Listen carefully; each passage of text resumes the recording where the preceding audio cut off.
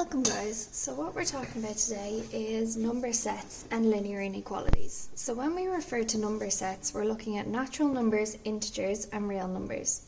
So our symbol for natural numbers is n, and it stands for positive whole numbers, which means on a number line it's our counting numbers, which is 1, 2, 3, 4 all the way up to positive infinity. It does not include 0 because 0 is not a positive number. Now to mark this on a number line, as it only includes whole numbers, we don't draw a line because we don't want to include the fractions and decimals in between the two whole numbers. Integers, which has the symbol Z, stands for positive and negative whole numbers including 0. So again on the number line we draw dots above all the positive and negative whole numbers including 0, but we don't draw a line in between to symbolise that it does not include fractions or decimals. Real numbers with the symbol or includes everything, which is whole numbers, positive and negative, fractions, decimals, everything in between, which means or is the only one in which we draw a line to show it includes the fractions and decimals in between the two positive and negative whole numbers. Okay, so now what we're going to look at is solving linear inequalities to find our solution set. So in example 1 here, you'll see that we have a linear inequality, and we know that it's linear because there is only x's to the power of 1. And to solve a linear inequality, we're trying to isolate the x just like we would in an equation. So what I see here is I have 3x plus 7 is greater than x plus 2, greater than or equals 2. So I'm going to try and get my x's on one side and my numbers on the other, so I'm going to bring them over and change the sign. So I get 3x minus x is greater than or equal to 2 minus 7. So 3x minus x is 2x is greater than or equal to minus 5, which means then I divide both sides by 2. And when I divide both sides by 2, I now know that x is greater than or equal to 5 over 2. Now the trick with this sum is it says it's x is an element of z. So when we try and graph our number on the number line, we draw a number line including positive and negative whole numbers. So I'm going to include minus 3, minus 2, minus 1, 0, 1, 2, 3. We know that x is greater than or equal to root minus 5 over 2. Now minus 5 over 2 is clearly a fraction, while z is only talking about whole numbers. So minus 5 over 2, or minus 2.5, would be here on our number line, halfway between minus 2 and minus 3. Now I know I draw a circle, but I don't fill it in to show that it cannot equal to minus 2 over 5, because it has to be a whole number. But the nearest whole number that's greater than it is minus 2, then minus 1, 0, 1, 2, 3, because we know x is greater than our quantity here. I don't draw a line because I only draw a line if it's or. The other way that inequalities can appear is like we have here, where there's a double barrel inequality. And what we want to do here is if there's a double barrel inequality, we want to solve so that x is isolated alone in the middle of the inequality. So what that means is I'm going to try and get rid of everything in the middle except x. And what I do to the middle, I have to do to all three sides.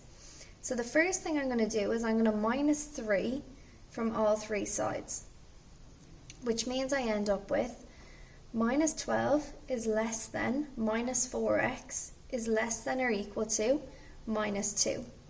The next thing I need to do is divide everything by minus 4 to try and get x by itself in the middle. Now there's a rule in inequalities, is if I multiply or divide by a negative, then I need to flip the inequality sign. So we flip the inequality. So that's a rule you might want to add into your notes here to make sure that we use it throughout. What I mean by flip the inequality sign, it used to be less than, so now it's going to be greater to. It used to be less than or equal to, so now it's going to be greater than or equal to. So minus 12 divided by minus 4 is 3. I'm left with x in the middle is greater than or equal to a half. And this time it says x is an element of or, so it's a real number. So when I draw my number line now to graph my solution, I'm going to start again. Minus 3, minus 2, minus 1, 0, 1, 2, 3, 4. So I know that x is equal to or greater than a half. So I start here at a half and I fill in my circle to show that it's equal to. I know that it's less than 3, so I draw a circle here, but I don't fill it in because there's no equal to sign under my inequality. Because it's an element of or, that includes fractions and decimals, so I'm going to draw a line to connect the 2 points. So my whole solution is based on this line. Okay? So what we're going to do now is look at example 3. And example 3 is again solving linear inequalities, but looking at using set notation.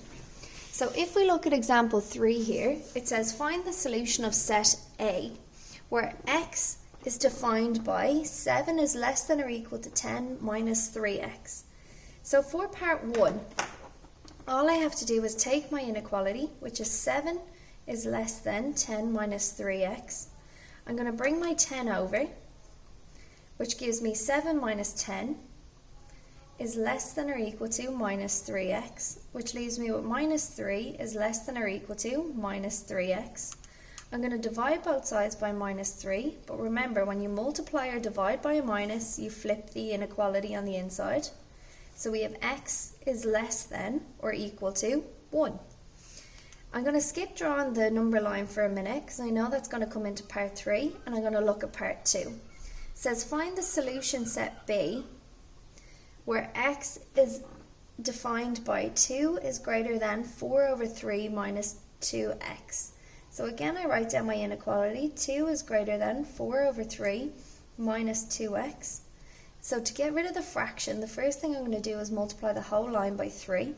So 3 by 2 is 6, is greater than 3 and 3 cancel to leave me with 4 minus 6x. So I'm going to bring my 4 over, which I get 6 take away 4 is greater than minus 6x. 6 take away 4 is positive 2, is greater than minus 6x. I'm going to divide both sides by minus 6, but again, when you multiply or divide by a minus, we flip the inequality sign in between, which means I'm going to have minus a third is less than x. Now, if I go back to part 1, that means my solution set here, when x is an element of or, is anything that is less than or equal to 1, which means that I'm going to have all of my positive and negative numbers that are less than or equal to 1, which on my number line would look like this: minus 3, minus 2, minus 1, 0, 1, 2. I would circle my 1 and fill it in, and then draw my line going back, just like this. Set B is where x is greater than or equal to minus a third. So again, I'd have minus 3, minus 2, minus 1, 0, 1, 2. I still know that x is an element of or. I know that minus a third is between 0 and minus 1, so it's here. I leave it with an open circle because it's greater than, but it's not equal to, and I draw my line going this way, which means I can see that the overlap would be on a number line between minus a third and between 1, which means find the set A intersection B is what the two have in common, and graph the solution on a number line. So that means I would take my boundary on this side, which is 1, and my boundary on this side, which is negative a third, and graph this on my number line. So I'd take negative a third, circle it and leave it open. I'd leave 1 circled and fill it in, and draw my line in between. And this then, guys, would be my A intersection B, which they expect you to remember from the junior cert is everything that A and B have in common. So take a minute, go back over your notes, and now it's time to practice.